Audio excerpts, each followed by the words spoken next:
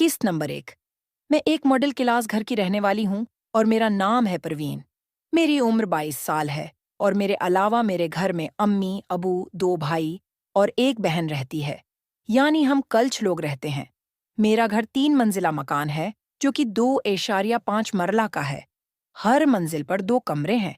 नीचे अम्मी, अबू और 1 भाई रहता है जो कि हम सब बहन भाइयों में सबसे बड़ा है। दूसरी मंजिल पर हम दोनों बहनें रहती हैं और ऊपर की मंजिल पर मेरा सबसे छोटा भाई रहता है क्योंकि उसे कबूतरबाजी का बहुत शौक है। एक कमरा उसके पास है और दूसरा स्टोर है जिसमें हम अपना इजाफी सामान रखते हैं। अब मैं आपको अपना और अपनी फैमिली का तारुफ करवाती हूँ। अबू कासिम शाह, उम्र 48 साल, लेकिन इस उम्र में भी पूरी तरह फिट हैं और दूध का काम करते हैं। दुकान किराए पर थी जब ये सब शुरू नहीं हुआ था। अम्मी उम्र 45 साल है, लेकिन उन्हें पहली बार मिलने वाला ये नहीं बोल सकता कि वो 45 की हैं। देखने में बिल्कुल जवान लड़की की तरह हैं, कोई 33 साल से ज्यादा की नहीं लगते। भाई सफियान उम्र 24 साल, किसी फार्म में काम करते हैं और रात को काफी देर तक अपने दोस्तों के साथ रहते हैं। घर बस सोने के लिए ही आते हैं। मैं प्रवीण उम्र 22 साल, पढ़ाई खत्म करके अब उम्मी के साथ घर के कामों में इनका हाथ बटाती हूँ। एक सिल्म इंड स्मार्ट सी लड़की हूँ। रंग मेरा अपनी उम्मी की तरह गौरा है। सायरा मेरी छोटी बहन है, लेकिन सच तो ये है कि वो देखने में मुझसे भी ज्यादा खूबसूरत है। उम्र उसकी 20 साल है और कॉलेज में पढ़ती है। पढ़ाई में तो ज्यादा ठीक नहीं, लेकिन फैशन में कमाल है।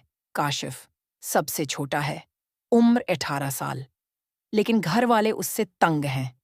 लंबा चौड़ा जवान लगता है देखने में, लेकिन सारा दिन छत पर बाहो हाहो की आवाजें निकालता रहता है और कबूतरों के पीछे पागल हुआ रहता है।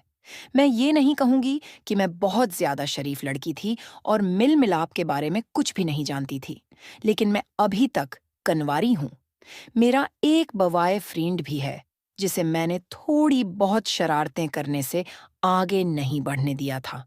घर में मेरा ज्यादातर फारिग वक्त काशिफ के कमरे में नीट इस्तेमाल करते हुए गुजरता था, जहां मैं फेसबुक पर टाइम पास करती थी या कोई फिल्म देख लिया करती थी।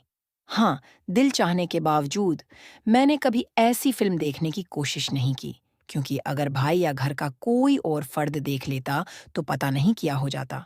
इस वजह से कभी नहीं देखा। लेकिन मेरे पास मोबाइल का एक अजाफी कार्ड रखा हुआ था। जब बहुत ज्यादा दिल करता तो रात को अपने कमरे में ऐसी फिल्म देख लिया करती थी। खैर, दिन इसी तरह गुजर रहे थे। एक दिन दोपहर का खाना खाने और सबको खुलाने के बाद बर्तन धोकर फारिग हुई तो मेरा दिल सोने को नहीं कर रहा था, क्योंकि गर्मियों के दिन थे। सोचा कि क्यों ना काशिफ के कमरे में चली जाऊं और नीट इस्तेमाल करूं। ये सोचते ही मैं ऊपर की तरफ चल पड़ी। जब ऊपर गई तो भाई कहीं नजर नहीं आया, लेकिन कंप्यूटर ऑन था।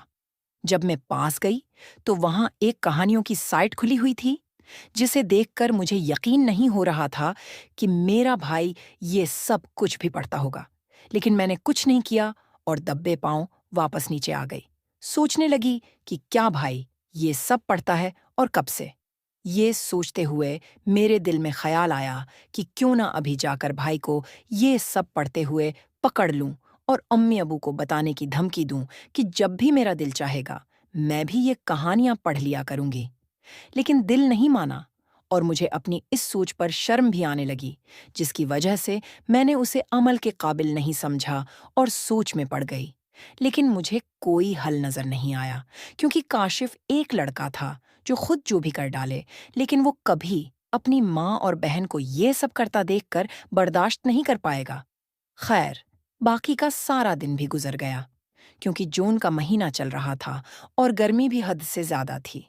हम लोग अक्सर रात को 9 बजे के बाद छत पर चले जाते थे सोने के लिए, लेकिन उम्मी और अबू नीचे अपने कमरे में ही होते थे और बड़ा भाई सफियान भी अपने कमरे में ही सोया करता था।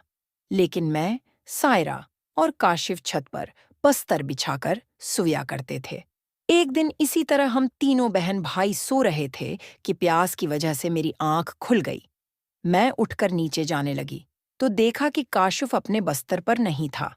मैंने समझा कि वो भी नीचे गया होगा पानी पीने के लिए, क्योंकि जो पानी हम रात को अपने साथ रखते थे वो खत्म हो जाता था या गर्म हो चुका होता था, जिसकी वजह से पिया नहीं जाता था और हमें नीचे जाना पड़ता था। जब मैं काशिफ के कमरे के पास से गुजरी तो वहां लाइट जलती नजर आई, जिसे देखकर मैं काफी हैरान हुई कि लाइट किसने ऑन की है, क्योंकि मैं रात को सारी लाइट्स बंद कर दिया करती थी।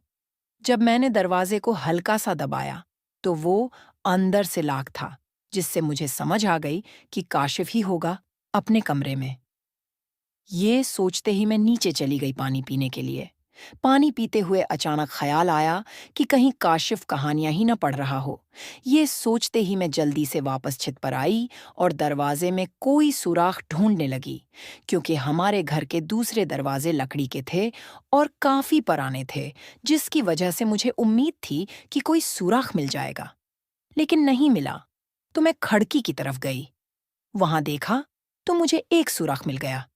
जैसे ही मैंने सुराख से आंख लगाकर अंदर देखा तो मेरी आंखें फट्टी की फट्टी रह गईं, क्योंकि इस वक्त मेरा छोटा भाई एक फिल्म देख रहा था और आजाद बैठा हाथ गाड़ी चला रहा था, जिसे देखकर मुझे अपनी आंखों पर यकीन ही नहीं हो रहा था कि काशिफ का सामान इतना मजबूत और जानदार भी हो सकता है।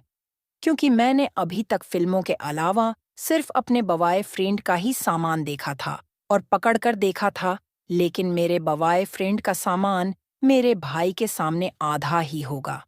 देखने से लग रहा था कि काशिफ के दोस्त का कद 8 आंच के करीब होगा और चौड़ाई भी काफी थी, क्योंकि मुझे कमरे से आवाज नहीं सुनाई दे रही थी, बस देख ही सकती थी।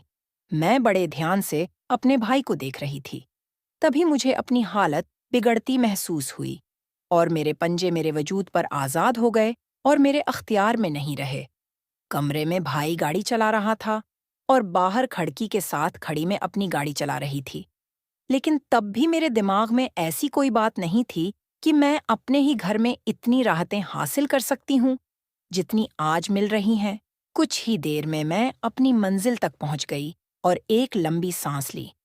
लेकिन डर था कि कहीं भाई को न पता चल जाए कि मैं बाहर खड़ी उसे ये सब करता देख रही हूँ। तभी भाई भी खत्म होने लगा और खाली हो गया। फिर भाई थोड़ी देर तक इसी तरह आंखें बंद किए कुर्सी पर लेटा रहा और फिर उठा और कंप्यूटर को बंद करने लगा। तो मैं जल्दी से वहां से हट गई और अपनी जगह पर आकर लेट गई और सोने का ड्रामा करने लगी। तभी भाई भी अपने कमरे से निकला और नीचे की तरफ चला गया। शायद पानी पीने ही गया था, क्योंकि गर्मी भी तो काफी ज्यादा थी। भाई कुछ देर बाद वापस आया, अपने बस्तर पर लेट गया और सो गया। भाई तो सो गया, लेकिन मैं काफी देर तक नहीं सो सकी। अभी कुछ देर पहले जो हुआ और जो देखा था, इसकी सारी फिल्म बार बार मेरी आंखों के सामने चलने लगती और मेरा पंजा फिर से खुद पर आजाद हो जाता। ये नहीं था कि मैं अपने ही छोटे भाई पर खराब हो रही थी, लेकिन उसका सामान बार बार मेरी आंखों के सामने आ जाता।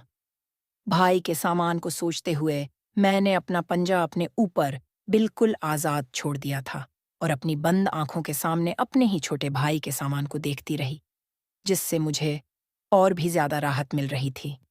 कुछ देर बाद मैं फिर से खाली हो गई। 2 बार की मेहनत से मेरा लिबास काफी भीग गया था और हल्की हुआ लगने से मुझे और भी अच्छा लगने लगा। इस सब में कब आंख लग गई पता ही नहीं चला। जब आंख खुली तो काफी सुबह हो चुकी थी। सूरज बस निकलने ही वाला था। मैं जल्दी से उठी और नीचे की तरफ भागी। अपने कमरे में घुस गई, नहाकर ड्रेस चेंज की और किचन में गई। अम्मी ने मुझे देखते ही हल्का सा मुस्कुराकर देखा और बोली, क्यों बैठी? क्या बात है? आज बड़ी देर से उठी हो? रात नींद नहीं आई क्या? मैं, बस अम्मी, आपको पता तो है कि कितनी गर्मी पड़ रही है। मी, है, बस रात को आंख जरा देर से लगी थी, इसलिए उठने में देर हो गई। अम्मी, चल कोई बात नहीं, नाश्ता मैंने बना लिया है, दोपहर का खाना तो बना लेना। मैं, जी अम्मी, मैं बना लूंगी। और नाश्ता बनाने में अम्मी का हाथ बटाने लगी। अम्मी, चल छोड़ ये सब और देख जरा, सायरा और काशिफ तैयार हुए या नहीं? मैं, अम्मी, ऊपर छत पर तो नजर नहीं आए, लगता है तैयार हो रहे होंगे कॉलेज के लिए। अम्मी, ठीक है, जाकर अपने भाई सफियान को भी जगा दे, उसने भी जाना है काम पर। अम्मी की बात सुनकर मैंने भाई के कमरे का दरवाजा खटखटाया और भाई को उठा दिया कि नाश्ता कर लो, नहाकर काम पर भी जाना है। तो भाई ने कहा, अच्छा नानी माँ, उठ गया हूँ, तो चल मैं अभी तैयार होकर आता हूँ। भाई को उठाकर मैं वापस आई तो तब तक काशिफ और सायरा भी नीचे आ चुके थे, कॉलेज के लिए तैयार होकर। काशिफ को देखते ही मुझे रात वाला सारा सीन याद आ गया, तो मेरी नज़र खुद ही तो मज़ीद देखें क़िस्त नंबर 2 में। दोस्तों, किसी भी किस्म की कहानियाँ कटिंग के बगैर घर की या बाहर की खरीदने के लिए इस नंबर पर व्हाट्सएप पर राबिता करें। आपको बहुत सी स्टोरीज बहुत अच्छे रेट में मिल जाएंगी।